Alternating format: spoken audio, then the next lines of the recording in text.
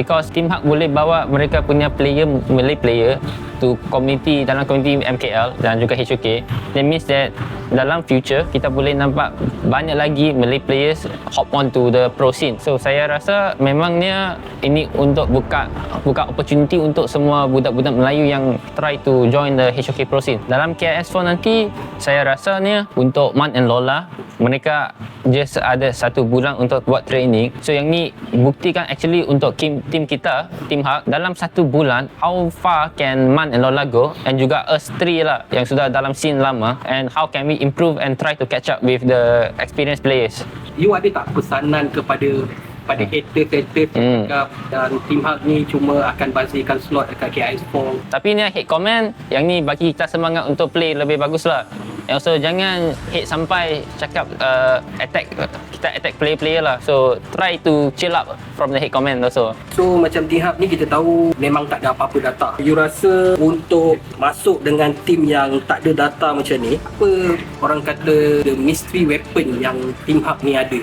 Actually yang tu memang positif kepada kita, because kita punya strategi pun tak keluar lagi. So actually I think it's a good thing for us, benefit kita. Tapi ni is how kita execute dalam group stage. If kita show macam kita apa-apa pun tak boleh, dalam the elimination match kita memang GG lah.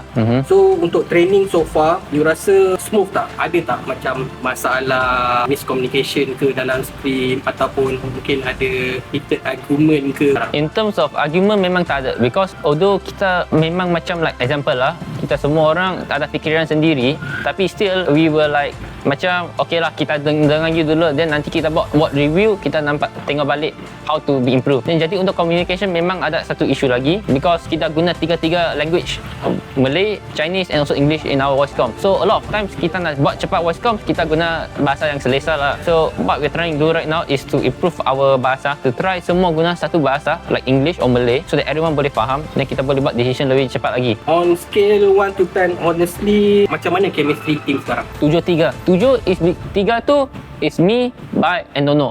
7 is for the entire team, because kita 3 orang main memang macam 3 orang, because a lot of times kita communicate dalam bahasa Cina.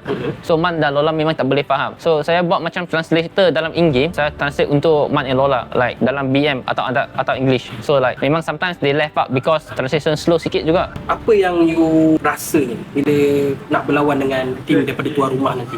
Perasaan saya untuk lawan dengan Kakendra, saya calm down sikit, because dalam kita punya team only I tak pernah masuk international stage. Nonot juga pernah, Bai juga, Man dan Lola juga dari game sebelah. Saya rasa more of commitment dan juga mentality saya need to improve a bit. Then I feel like after a few games saya pun juga relax lah. Macam mana preparation you nak berjumpa dengan tim-tim, orang kata tim senior nanti dekat KIS4? Damn! No lah. We put out fight. Of course, we will not look down upon also juga. Although kita MKL strongest region, tapi ni dah 2 tahun lah ini game. Saya pun rasa semua orang pun juga improve together.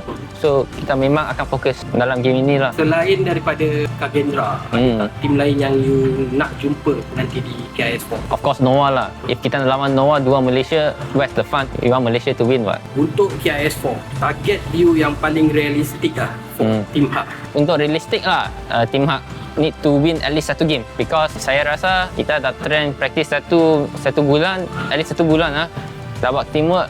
Mereka pun improve juga a lot, because they start from zero. So I believe we still have chance to dapatkan 1 point, at least 1 point. So di antara tim-tim yang dekat KIS4 ni, tim mana yang you rasa ini tim ni kalau Team Hak jumpa kita boleh makan?